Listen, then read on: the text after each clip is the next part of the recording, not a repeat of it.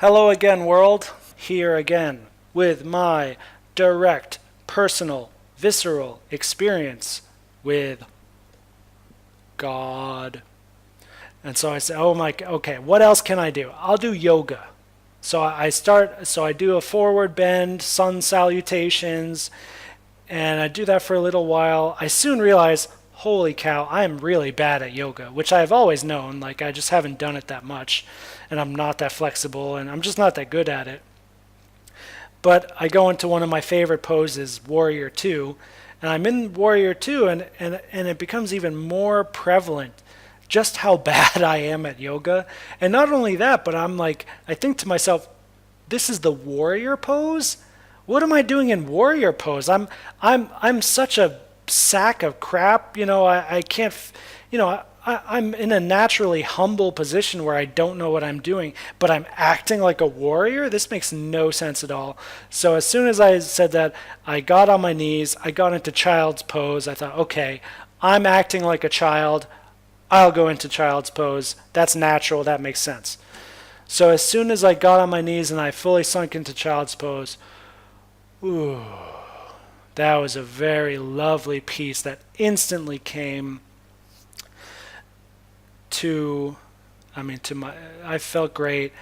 And I was thinking to myself, oh, that was kind of funny. It was kind of like, it's like I really am a child. And it's like God is like, is like my father. And he's, he's like playing with me and he's, kind of guiding me through this little trip experience, his little child, to see what'll happen. As soon as that thought finished, I heard Om throughout my body. The whole room was just oming like nonstop, and I was like,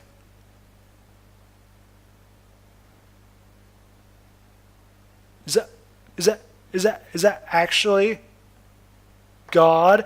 And I swear to God, I could feel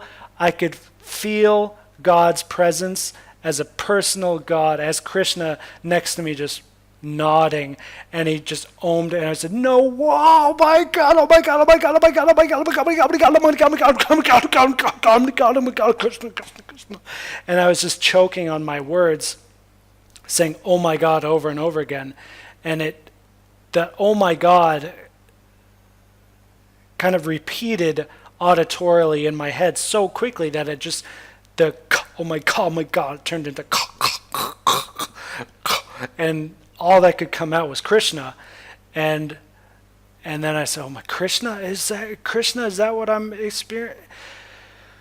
And then the oming kept going. I mean,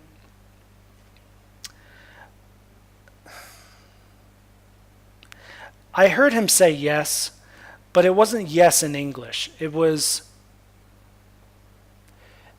yes in a nonverbal way, as a whisper, within a whisper, within a whisper, within a whisper, that only my heart could hear. And so that was just surrender. And I stayed in child's pose, drowning in my own tears for a while. And the more I just surrendered to Krishna, the better I felt. And that's what worked. Right after that, I could go to sleep, no problem. So I said at the beginning of the video that my experience was with the super soul. And what I mean by that is, so Krishna is God. I mean, he's one of the many gods of the many religions, and he's a personal God. He has 2 arms or 4 arms or 16 arms. He has different forms. But I didn't ever see him. Maybe I heard his voice, but all of this was happening within my heart. And I mean physically within my heart. It wasn't my mind, it wasn't my soul. I could feel him playing his flute and the sounds playing with my soul, and I can still to this day I can feel him kind of witnessing me, not even controlling me, but just allowing me to do whatever I want to do. And because I'm not perfect, I commit sins, and I do good deeds also. But whatever I want to do, he just gives it to me. The universe, he doesn't even have to. The universe will just give it to me, and then I suffer the consequences, whether they're good or bad.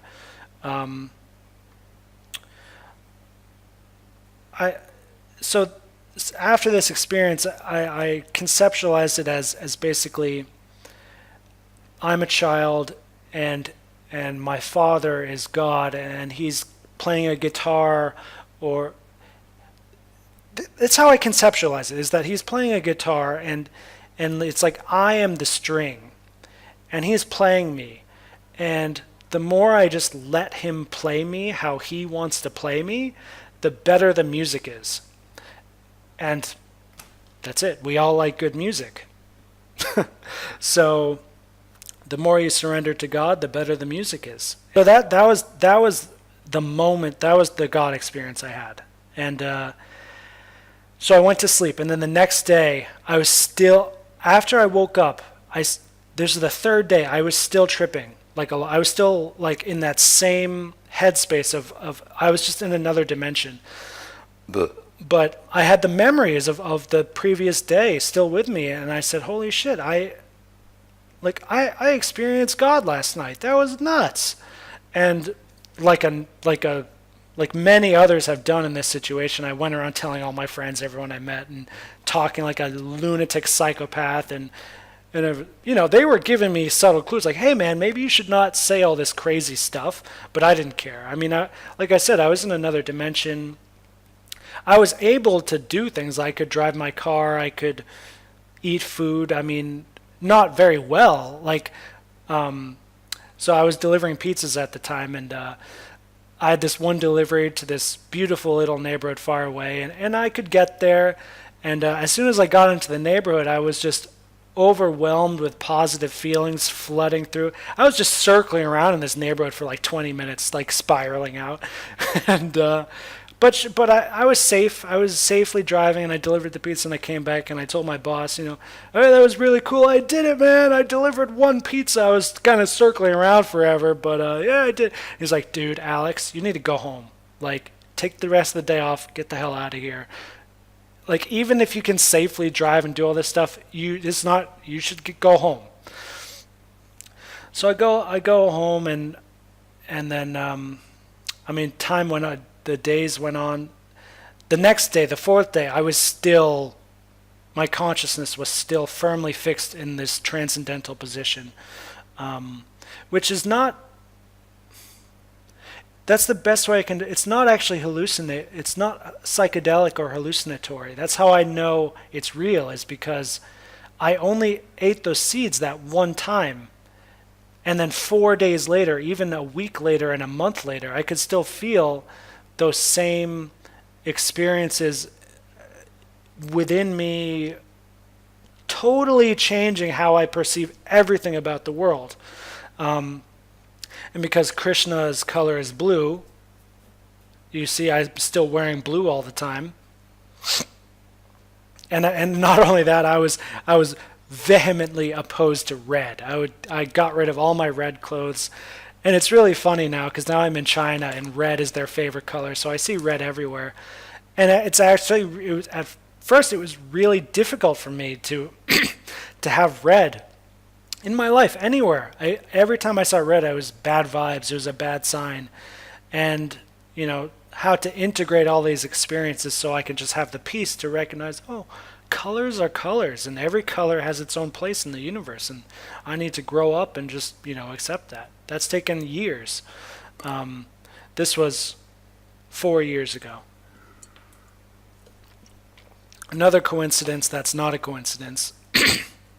This experience happened shortly after the spring equinox after my 25th birthday, which is very auspicious timing.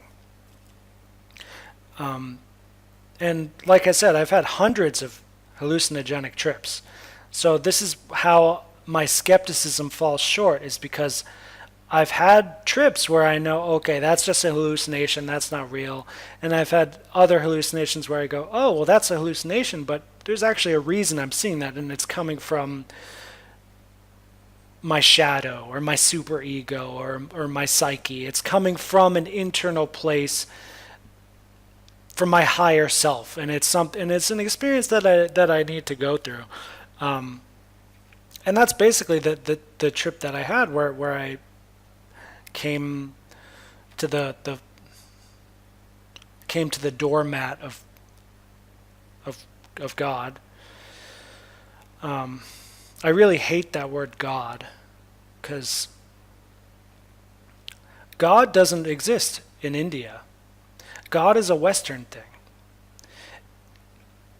India has deities and incarnations and avatars. They don't have God. They really don't. And China too, it's not God. They don't. You can't actually translate that word. It doesn't really work. Um, oh well, to continue the story with Vermont.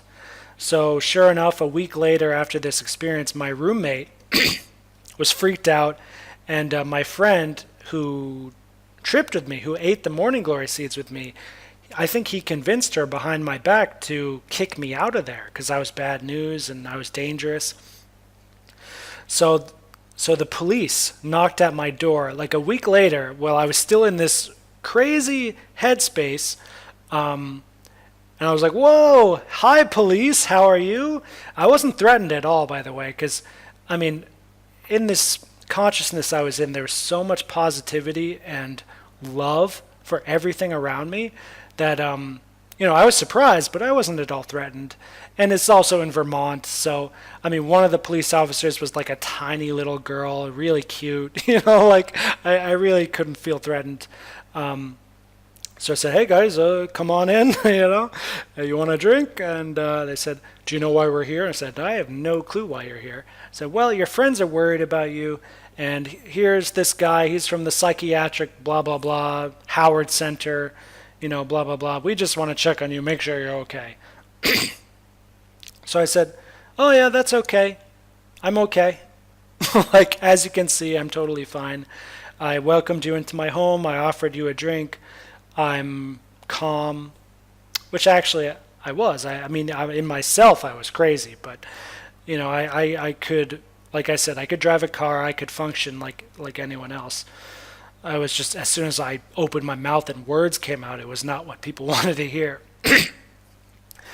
But they said, "Okay, well, we want to take you to the hospital, and we'll just get you checked out." And I said, "Well, is it free?" They said, "Yeah, it's free." I said, "All right, let's fucking go." So he takes me to the emergency room, this psychiatrist guy, and he just abandons me.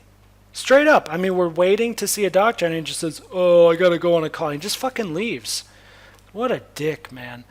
And I was like, "All right, well, I'll keep on waiting." I was waiting for a long time, and nobody was there to call me in. I mean, and I was a psychology major. I knew this was all bullshit. I mean, if there was actually, you don't take someone to the emergency room for a psychological evaluation. You take them to a psychologist, which he was. He should have evaluated me himself right in my own apartment. Why go through all this rigmarole, Mathon, red tape, bullshit? I knew it was all lies, but I gave them the benefit of the doubt. I gave them maybe a half hour. I remember in the waiting room there was one young man, clearly with some kind of Down syndrome, mental disability. It wasn't Downs. It was something else, but it was a mental handicap, and his face looked a little different too biologically, and I was I didn't care. I would just notice him, but as I was sitting there and I was thinking about transcendental things happening, anything that was getting really next level in my head about God, or anything not else about God, anything that was just really on a whole other level, whenever my consciousness reached that peak, this guy knew I was there. He looked right at me and he said, "Ha! Ha!" And like his parents were there, and they're, "Shush, shush, shush, boy, shush! You're making a scene. Shush, shush, shush." And I was like, whoa, dude, are you there too? And he's like, ah!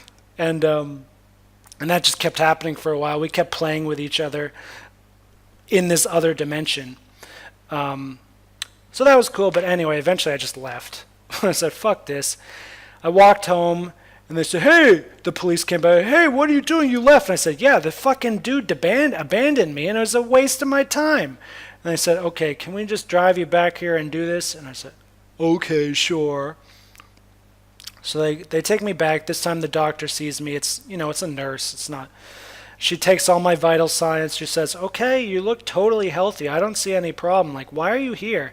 And I said, well, my friends are worried about me. They think I'm psychologically unstable. And she says, well, are you? And I said, well, I'll tell you exactly what happened. I ate a drug. It's actually a plant. I ate seeds. It can be used as a drug. That's a little different. So I ate these psychedelically infused flower seeds, and I had a crazy trip, and I experienced God, and they're freaking out about that.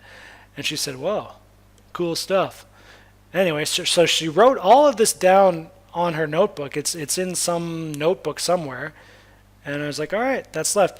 And before I leave, doctor, can you give me a note just saying that, I'm okay and I'm safe to be around? She said, yeah, whatever, sure. So I got the note. And even though I had the note, the next day, it didn't matter. My roommate got a restraining order on me. And what that means is, I don't know if this means it in every other state, but where I was, it means if your roommate gets a restraining order on me, it means you got to go. It means you're banished from your own home, which I was. They said, the police came back. They said, pack up your shit. You got to go. Well, that's not very nice. And, at this point, all of my friends were alienated from me anyway. I could have found some other apartment to go to, but I said, fuck this. So I called mom and dad. My dad came up from Boston to Vermont in the minivan, and we packed all our shit, as much as my shit as we could. So obviously my brewing setup I couldn't pack. This stuff's too big. So one of my dumbass friends got to have that for free.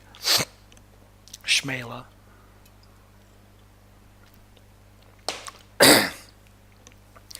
And then I left. And I was in Massachusetts living with my family for a while. I told them this whole story as best I could. And, they have this, how do you respond to something like this? And it lasted for a little while until I had to figure out what I was doing in my life. And I found out about teaching English in Thailand. And that's what I did. I already had teaching experience. I knew I was a good teacher, actually better than good. And I just jumped on it. I paid $1,000 for the plane ticket, $1,000 or $2,000 on the teaching TEFL course in Koh Samui, Thailand, in Paradise. That was really cool. I packed up my shit and I left. I bought a one-way ticket and that was it. And it's been very fulfilling. Teaching is sattvic. It's in the mode of goodness. So it's something that I can do and still maintain my spirituality at the same time. And from Thailand I went to Vietnam and then to China and then to Japan, and now I'm back in China. And I'm going to keep teaching my whole life. There's no way I'll stop teaching.